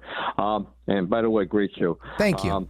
I was telling, you're welcome. I was telling a screener that here in Chicago, I'm 75 years old. I've seen a lot of things happen, and the Democratic Party used to be, and in a way it still is for the working people, for unions, but they've acquired all sorts of extra people into their faction. The people who are on the left wing with environmental views, with sexual orientation views, with racial views, everything you can think of, and plus with the welfare people. And most people on welfare deserve to be on welfare, meaning that there's something wrong with their situation. Some are just partially on welfare, but they've allowed these people to cultivate into a loyal base instead of... you mean to be on welfare and stay on welfare and not help them to get off it. I think you're onto something there, because you're right. A safety net is one thing, but to create a permanent cushion where you don't have to move forward and there's no criteria to get off of it ever,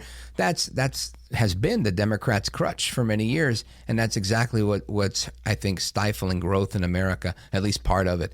Nick, thank you for that. I appreciate it. Shout out to everybody calling from Chicago, WLS in the building. We continue. Let us go to Alex calling us from Charlottesville, Virginia, WINA. Go for it, Alex. Hey, Rich, I called in originally because I heard somebody complaining about government spending, and they just need to vote properly to get the right people in.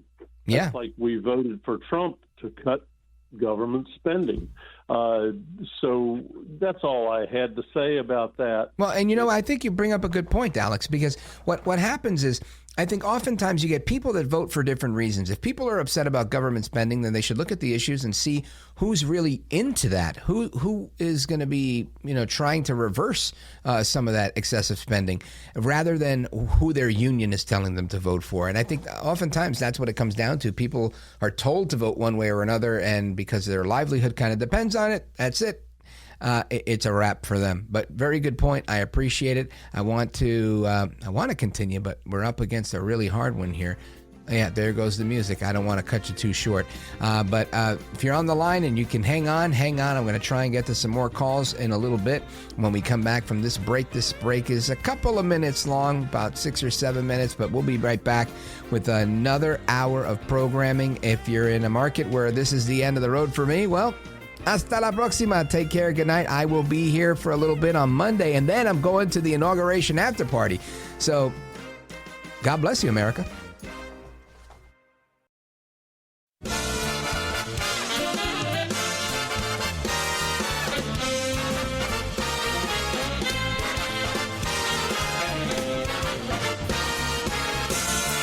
Live from the city that never sleeps. 17 miles from Madison Square Garden, New York City. It's America at Night with Rich Valdez, America's favorite late-night talk program, featuring interesting guests from around the world and calls from across America. And now, here is your host, Rich Valdez.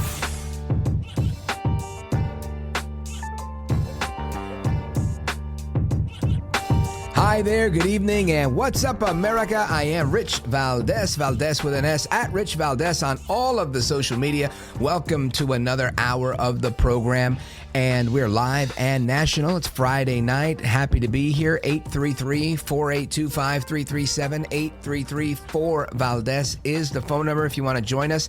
We have calls on the line already from Texas, from Idaho, from Vermont, and more coming in.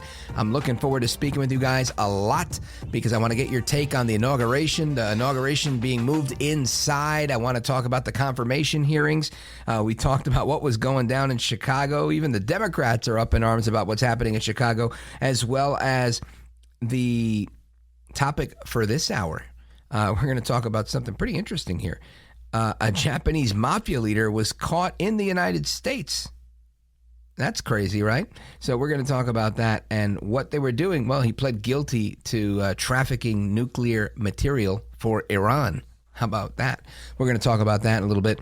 But I want to talk about Joe El Baboso Biden. Of course, he's on his way out, but he's not done with, as my mom would say, los babosadas del, right? He's still blundering and babbling and probably drooling while he's at it. And today he was on with Lawrence O'Donnell, or last night rather, MSNBC. And O'Donnell asks him, do you feel like you didn't tell people enough of what you were doing and, signing the COVID checks when they were sent out like Trump did, or doing, more to put your name out there, that type of thing. And of course, Biden responds in a really long-winded manner, ultimately to say that he probably spent too much time on policy and not enough time on politics. Listen to this. Did it cross your mind to put your name on the checks? Only in that I kept being here from other people. The president sent me a check for $7,500. The president did it. Why aren't you helping me? Well, it was a bill we did, but anyway. It did cross my mind, but what the mistake we made was, I think I made, was not getting our allies to acknowledge that the Democrats did this. So, for example, build a new $1 billion bridge over a river. Now, hold on. Did he build a $1 billion bridge in the river because of some sort of kindness or generosity? Was that what it was? I mean, did he pull it out of the Joe Biden pocket? Or was that tax dollars that were used to fix a bridge of a ship that ran right into a bridge? Why did that ship? I remember one of our guests here, General Blaine Holt, saying, ships don't typically run into bridges. There might be some incidents of that, but they're minor, they're few, and they're far between. And his thought was that it was potentially an act of terrorism, where they took over this boat and drove it into the bridge. Now, I'm not here to ask you to share my tinfoil hat with me. You got to get your own. But these are questions we got to think of and ask. And why didn't the insurance company rebuild the bridge? Why did Biden step in and quickly spend $1 million fixing the bridge? These are all questions. I've never seen any politician move so quickly to fix anything. And now he's saying he didn't put his name on it. Unbelievable. Go ahead. We'll call it the Democratic bridge, figuratively speaking. Just imagine that. Imagine calling it the Democratic bridge. How well that would have gone over. Go ahead, play it. Together. Let people know that this was something the Democrats did, that it was done by the party. That's different than me writing a check and me signing a check and saying, I did it. I'm not a very good huckster. I mean, that wasn't a stupid thing. Well, if I could say, sir, you're not very good at a lot of things. It helped them a lot. And it undermined our ability to convince people that we were the ones that were getting this to them. No, you convinced everyone that you were the ones that raised inflation, the ones that botched Afghanistan's withdrawal, the ones that sat back and did nothing while Iran became motivated and went after Israel, right? That happened. You're the ones that did absolutely nothing when Putin decided to repatriate Ukraine. Absolutely nothing. Biden sat on his hands. Everybody knows it, and that's why they didn't vote for you. They voted for El Trompito, sir. And so, but I don't think, ironically, I almost spent too much time on the policy, not enough time on the politics. Unbelievable. If I would have made a joke about that, nobody would have, you're exaggerating. He said he almost believes that he spent too much time on the policy and not enough time on the politics. You know, this is part of what I think is wrong with life, right? Life is grand. But when you have the president saying he didn't spend enough time playing politics, what is going on here? Unbelievable. I want to get your reaction to this. Let's go to Michael calling us from Amarillo, Texas, KGNC. Michael, go right ahead. You're on with Rich Valdez. Welcome. Thank you for having me. Yes, sir. My comment was about something that was a little bit earlier in the show when you were speaking to the gentleman about why the Democrats more of the Democrats are not standing up and saying this is enough is enough. Mm-hmm. I mean, they are. Some of them are. But it's like they're afraid of the bullies, the people who infiltrated the Democratic Party. Such as, I guess, the Marxists. AOC, all out crazy, and all her friends. Oh, yeah. And they're bullies. And those bullies have got to beat them down. And nobody wants to stand up to the bullies, so they just be quiet. That's what's happened. That's how they got it. They infiltrated. They brainwashed. They influenced the weaker of the two parties, I would say. And that's how they got where they were, because they had the money to influence them. Yeah, that makes a lot of sense, Michael. And that's always been what it is, right? They don't call them radicals for nothing. The radicals will shout you down. They will drown you out. They will cancel you. They'll do whatever they can when they don't get their way. And I think we've seen so much of that I think people are finally tired of seeing so much of it that they said, you know what, enough's enough. We're going to go with this guy. We're going to give this guy a chance. And hopefully more Democrats are going to sound like Alderman Raymond Lopez, who is standing up to his own party saying, come on, we got to bring things back to normalcy, to the center, to things that we do agree on. And I stand by that. I think we have to do that.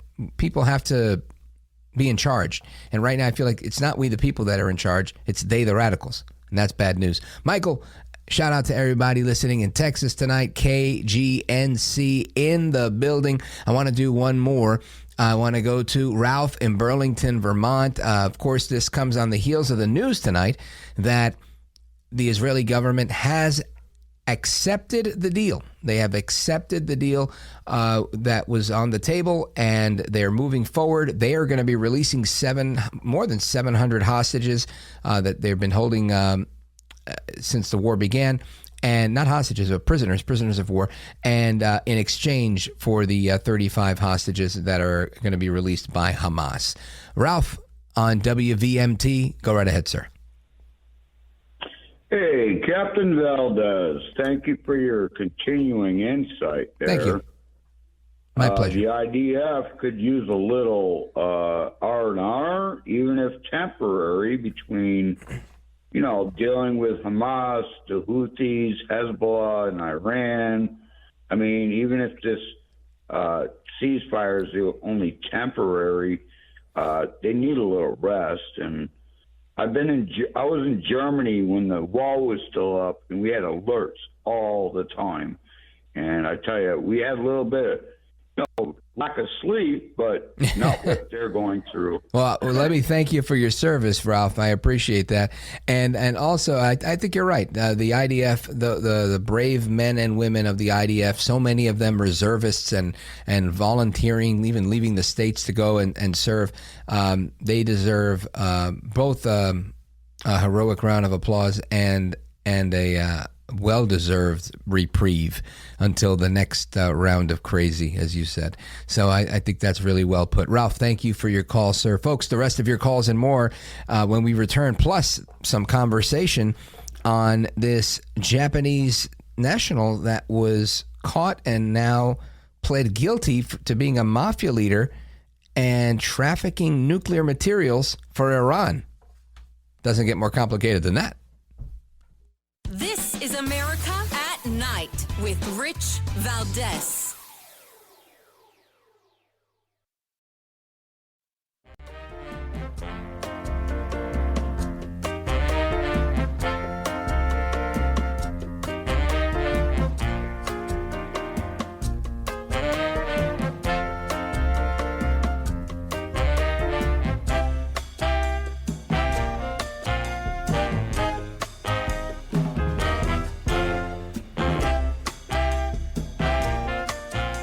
Mr. Call Screener, who is a budding radio star, by the way. Richie Valdez is terrific. This is America at Night with Rich Valdez. The Justice Department charged a Japanese Yakuza gang leader with trafficking nuclear weapons. Takeshi Ibisawa and a co-defendant. Prosecutors say Ibisawa conspired to traffic nuclear materials, including uranium and weapons-grade plutonium, hoping those materials would bolster Iran's nuclear program. The indictment says an undercover DEA agent agreed to broker the sale of the materials from Ibisawa to an associate posing as an Iranian general. The materials were then intercepted and turned over to U.S. authorities. That's a report from ABC News Philly, and I want to get some reaction to this because honestly, this is a story I wasn't familiar with, and I think it's interesting, and I want to bring in our expert here, John Koufos. He's president of Cottage for Consulting. He was the former director of Reentry Initiatives at Right on Crime. And I understand you know something about this story because this is a wild story, John. Welcome. Good to be with you. And this is a very, very wild and scary story. You know, I spent about a decade defending gang and organized crime cases in New Jersey back when I practiced full time. And I'll tell you, you know, you have a situation here where, again, DEA, and God bless them for this one, the DEA ends up foiling a terrorist plot just by virtue of their normal drug cartel investigation. You know, the way this began was when Ibisawa and his co-defendant and 3 or 4 unnamed co-conspirators came together. This was just I don't want to say run-of-the-mill, but it was a typical investigation into fentanyl, methamphetamine trafficking across, you know, many, many countries.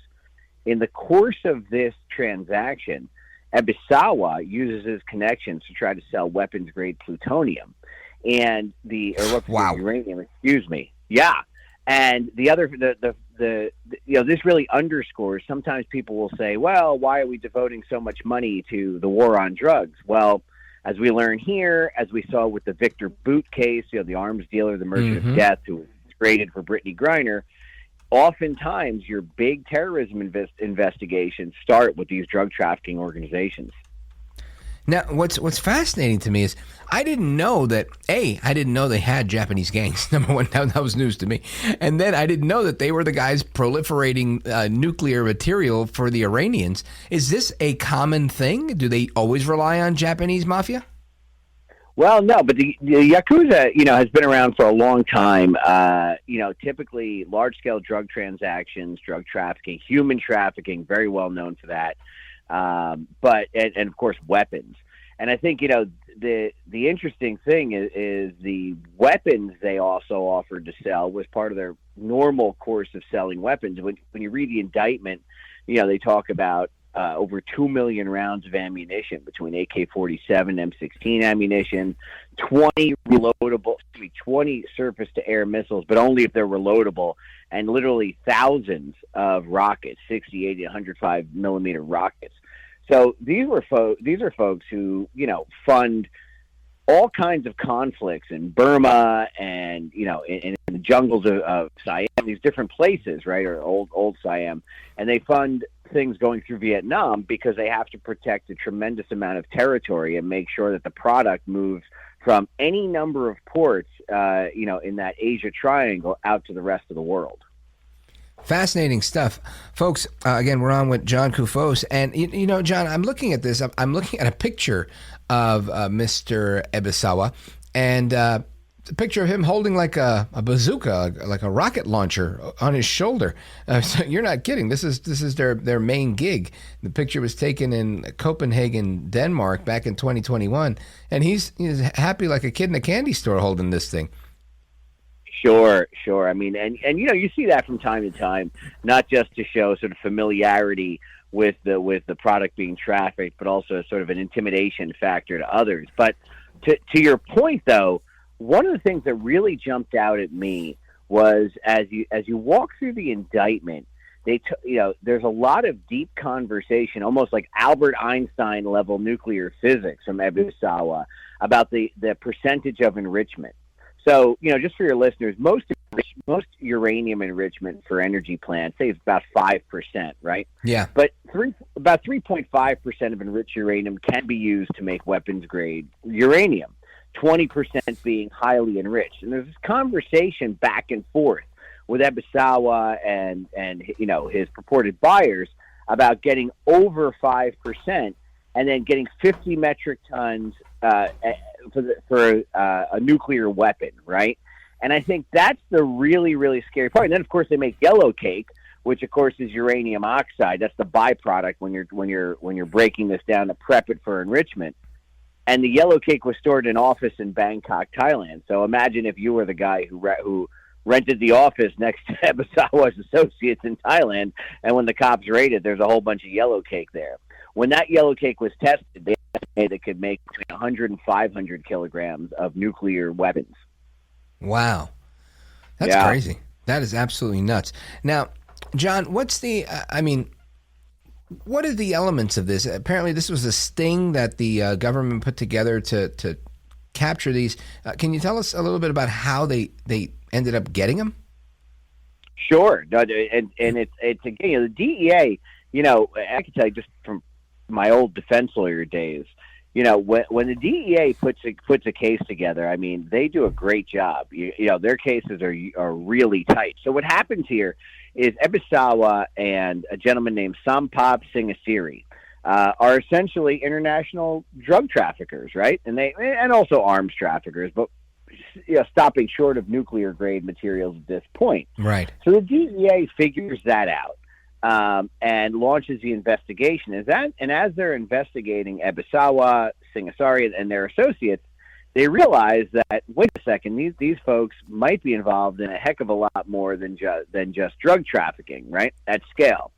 So what they do is they put together some undercover operatives, some confidential sources, and a gentleman, as you pointed out earlier, posing as an Iranian general.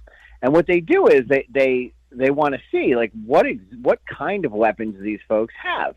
So Ebisawa in 2021 starts talking about this laundry list of military-grade weapons, basically that he can get, including uranium, from the leader of an ethnic insurgent group. John, I want to pause you right there because I don't want the music to interrupt you, but I do want to hear the end of the story. So, folks, we're going to come right back with John Koufos, who's telling us about this wild story. He's president of Cottage for Consulting, and he is our guest. We're coming right back. Don't go anywhere.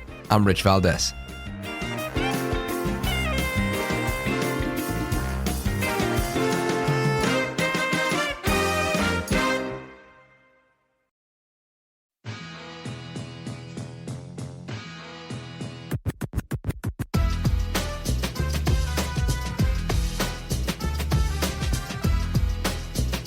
want to say to you that I really appreciate what you're doing for people and their state of mind and their viewpoints on the airwaves every night. I really do appreciate it. America at Night with Rich Valdez. Call now, 833-4-VALDEZ. That's 833-482-5337. 833-4-VALDEZ. That's Valdez with an S.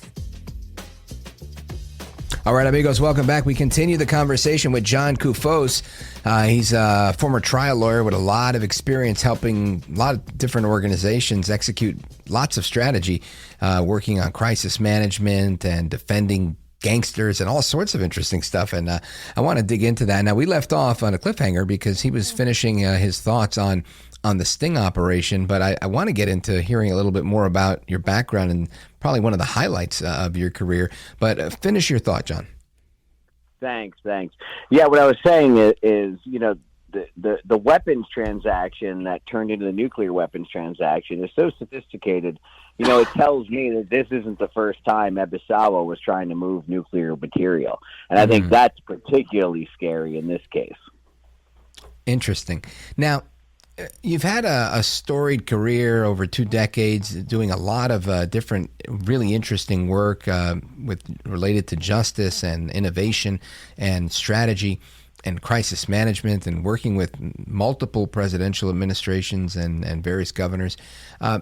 What's the biggest story or the best gangster story, or what's that one story you tell everybody when you're at the barbecue? Well, that's a great question. And remember, I am from New Jersey, so there's plenty of them. Me too. I'm originally from Brooklyn, but I moved to Hudson County. Now I live in Bergen. Oh, is that right? Yeah. I'm from Ocean County originally. When I'm not in D.C. Real Jersey. When I'm not in D.C., I'm in Atlantic County in Brigantine, next to Atlantic City. Sure. That's AM 1400 in that. We're on the air over there, AM 1400, WOND. Fantastic. I think that, one of the big cases in New Jersey that I did, I remember it was a gentleman who was the leader of the sex, money, murder set of the Bloods. And at this point, there were various sets of the Bloods. See, people always think Bloods fight Crips and things like that, but so much of the drama is between different sets of the same gang, right? So in Newark, right, which obviously is not too far from your neck of the woods in North Jersey, in Newark, there was just this constant tension over drug territory between the sex, money, murder set and then different other sets. So the Attorney General's office, State Attorney General's office, comes in, drops a wiretap on 20, 30 defendants. So what they do is they venue the case down in Monmouth County. They freeze all the assets of the head guy, and he lands on my doorstep. And so the case lands on my doorstep. I was asked to take it. I take a look at it. And there's many defendants here, but the wiretap was bad, right? So what happens is, in a wiretap case, when the tap goes for everybody. So if there's 14 defendants, and if the tap is bad, the evidence is suppressed against everybody. So by the time I got involved in the case, certain people had pled out, they rolled on my client, etc. And when we looked at the tap, we had a conversation with the Attorney General's office about it, and ultimately, at the last second, they said, hey, rather than lose the whole tap, they ended up pleading my guy out to time served. So my guy gets out, right? And I said, hey, look, we caught lightning in a bottle here, right? How about you just straighten up and fly right here, or at least, minimize your activity. Yeah. And, within a matter of months, it was involved in another shootout, another gun charge. Thanks for the advice. It was one of those situations, man. Where you're dealing with gang activity, oftentimes, these folks, that's all they do for a living, right? These are professional folks, and professional criminals. Yeah, that is your job is a journalist, right? And you run a radio show. My job's consulting. That's their job. It was interesting because each time he would get jammed up, right, either someone else would take the weight, or there'd always be some small hole we could get him through, to either get him minimal time or no time. It's happened a few times. Then finally, the feds dropped a big indictment on him in 2011, and I think he's doing 30 years now. Oh wow! And so I mean I think that could sort of emblematic of some of the things in the justice system. But I've had wild cases, shootouts in the middle of the street, witness killings. I mean, the list goes on and on and on. I think that the most rewarding cases I've done, though, candidly, are the cases where people are wrongfully accused. I had a handful of those in my career. And, when you're a defense lawyer, you're there to protect the Constitution, right? To make sure people get a fair trial, to make sure the prosecution is not overzealous, to make sure that the system works. If the system works, the guilty are supposed to be convicted, and the not guilty are supposed to go free. The defense lawyer's job to sort of stand in that breach, which is, to be honest, I'm a lot happier now running a consulting company, right, where I have to deal with that every single day. Yeah. And I've had the pleasure, of course, to work with President Trump on the First Step Act. I worked with, governors all across the country to really create public safety focused justice reform, at scale.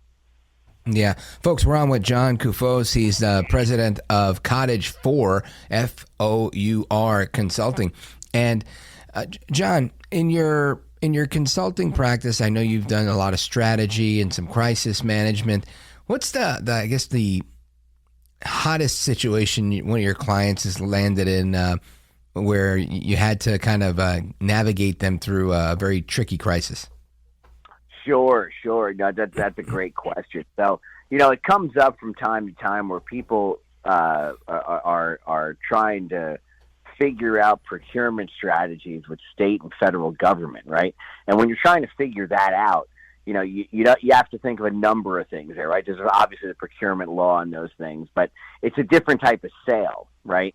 And sometimes salespeople are salespeople, right? They work on commission, so sometimes they'll try to push too far into the things you could do and not listen to compliance, not listen to the lawyers, so to speak. So we've had situations where we've had to pull the salespeople back in, right, to do it strategically. And it sounds like a boring point, but, you can imagine these folks will end up on the front page of the paper or indictments of their own if they don't follow those sorts of rules. And I think that what the big takeaway for me is that, when you want to sell a product just in general, right, innovation is usually the name of the game. When you're dealing with the government, you have to deal with, any number of rules. You have to deal with politics, all these things. So I spend a lot of my time, helping businesses, for example, apply the brakes, because if we do it right once, we don't have to do it wrong 4 times. Yeah, makes a lot of sense. Now, John, let everybody know how they can keep up to speed with the work that you're doing and learn more about you. Thanks.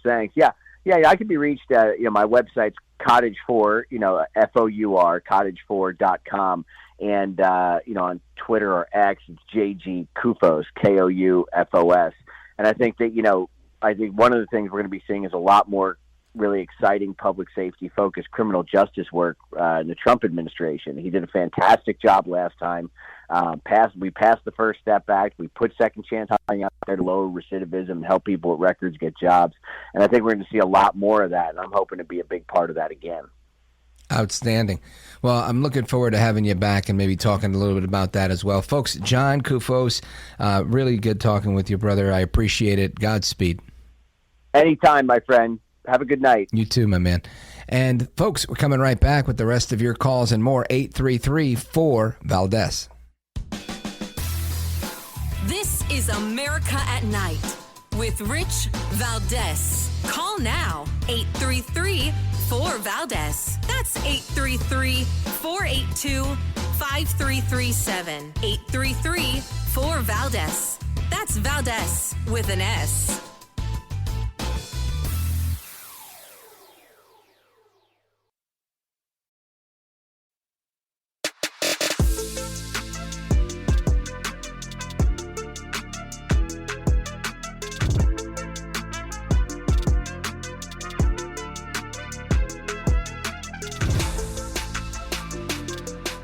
Now, 833 833-4Valdez. That's 833-482-5337. 833-4Valdez. That's Valdez with an S. As you know, we have been fighting to protect the constitutional right to free speech for the more than 170 million Americans who use our platform every day to connect, create, discover, and achieve their dreams. On behalf of everyone at TikTok and all our users across the country, I want to thank President Trump for his commitment to work with us to find a solution that keeps TikTok available in the United States. This is a strong stand for the First Amendment and against arbitrary censorship. As we've said, TikTok is a place where people can create communities, discover new interests, and express themselves, including over 7 million American businesses who earn a living and gain new customers using our platform.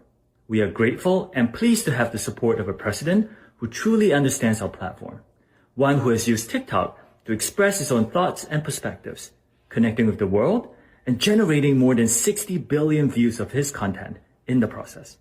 To all American users, thank you for making our TikTok community such a rich and vibrant space, for surprising and delighting us every day. Rest assured, we will do everything in our power to ensure our platform thrives as your online home for limitless creativity and discovery, as well as a source of inspiration and joy for years to come. That is Shu Zi Chu, the CEO of TikTok. And it sounds like he's trying to ingratiate himself with President Donald Trump. Donaldus Magnus, El Trompito, the 45th and 47th president of these United States, El Presidente. And why I say that is because he didn't just say, hey, look, we're going offline on Sunday night. No more TikTok for Americans. He said, we're going offline on Sunday night. No more TikTok for Americans. And we're so grateful to work with Trump, who's had more than 60 billion views of his content on TikTok. Throwing it in there like, hey, El Trompito's going to want, these 60 billion views to continue.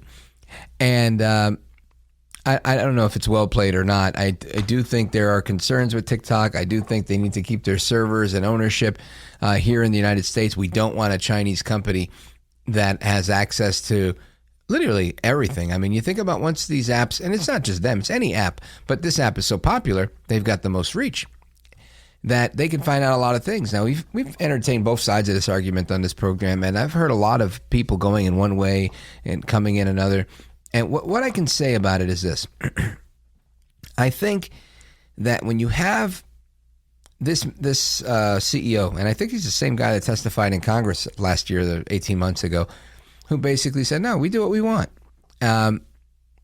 This is problematic, right? Trump put rules on the table when he was in office, when at the point where he was going to get rid of TikTok, right? I remember that. And they said, okay, well, we'll have ByteDance, divest or whatever it was and have some other company come in.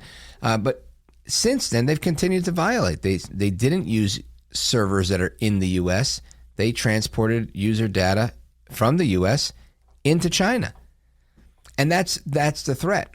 And it makes you wonder, why is it that they want it? Well, it makes all the sense in the world. You've now got the Chinese living in everybody's cell phone. They've got access to your camera. They've got access to your microphone. We all know about the dreaded cookies, right? They know what you're browsing. They know what you're looking at. This is not good. Now, they say it's for consumer data, this, that, and the other, but what about when it's Senator so-and-so? And maybe that senator doesn't have a TikTok account, but maybe his teenage daughter does. So these are all considerations. Now, I'm not saying you should get rid of TikTok because somebody's daughter wants to have a TikTok account. No, not at all. But what I am saying is, if it poses a threat to the United States national security, then we have to entertain the conversation and say, what's going on here? And I think that the deal that's on the table is a good one. And there's talk that, John Catsimatidis, no, I'm just kidding. He shut that down when he was on here. He said he's not buying TikTok. But other billionaires that are out there saying that they may, in fact, buy TikTok. Elon Musk's been talking about that. There's others that have been interested in buying TikTok. So I'm curious to know, how it's going to go. But ultimately, I think that's the way it needs to go. We can't have all of this foreign infrastructure, foreign investment, and foreign control to have access to Americans like that. because it's too pervasive. They can put out whatever message they want. Just 170 American users. That's half our population. That means other than infants and old people, everybody's on TikTok. And I'm not. You might see videos of me on TikTok, but I don't have a TikTok account because of the concerns I have. So I don't know. I want to know your thoughts on this and everything else that's out there, because this is a hot button topic, and it's going to get drowned out, no question, by the inauguration coverage that's going to come on Monday. And I want to talk about the inauguration, so we'll do that in the subsequent segment. Again, if I'm going to try and share all my thoughts, and then of course try to get to your calls as well. 833-4-VALDEZ. This is America at Night with Rich Valdez. Call now, 833-4-VALDEZ. That's 833-482-5337. 833-4-VALDEZ. That's Valdez with an S.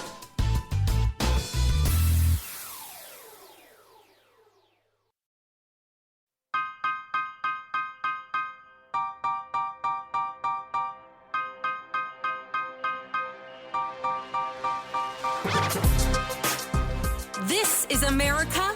This is Night. This is Rich Valdez. All right, amigos, welcome back. Rich Valdez keeping you company all night, or at least till 1 a.m. in most areas, midnight in others. And I want to remind you that the big news tonight, the Israeli government has accepted the terms of the deal, and they are releasing 700 plus prisoners of war that they have in exchange for 35 hostages from Hamas. Other big story, El Trompito Donaldus Magnus, President Trump deciding to bring the inauguration swearing in inside the Capitol Rotunda, just like Ronald Reagan did back in 1985 because of severe cold, the Arctic blast that's hitting us here in D.C. I'm in D.C. today, and I'll be here through through Tuesday, actually. And I can tell you that it's been chilly, but it's not freezing yet. The Arctic isn't here just yet, but I'm not going to speak too soon. Your calls. Let's go to Joe, Oxford, Mississippi, WNTM in the building. Joe, go for it quickly. Well, I was taken aback by the conversation with you and the guy from Chicago. Alderman Lopez. Yes. The Democratic Party has not been a Johnny-come-lately victim of a hostile takeover or a hijacking by the political and cultural left. This has been going on for 50 years from the bottom up. This hasn't just happened in the last several years. No, of course not. But it seems to the cultural rot has spread. I mean, look at the candidates that you had 50 years ago or whatever. Let's just use JFK, right? JFK was definitely not a Joe Biden. JFK's definitely not an AOC. Would you agree? In fact, even Eric Severin in a biography of John I don't think you heard me. I said, would you agree that AOC compares to JFK, or do you think they're two different types of Democrats? Oh, my goodness. But you said, hey, in 60 years, I'm 67 years old, and doing political work and staying abreast of things, I know things change. But would you believe, even in the run-up to 1960, there were misgivings about Jack Kennedy being too conservative? Oh, yeah, I would believe that. I mean, he had very conservative, I would say, fiscal policy. He was the first one talking about reducing tax rates so that we could have more revenue. That's what Reagan did. It's what Trump did. And I could see why he would get some flack for that. But, yeah, no, I get what you're saying. They've always been there, but they didn't own the hearts and minds of so many in the party. And I really feel like the Democrat Party has taken a turn. And you're right; it's a long time coming.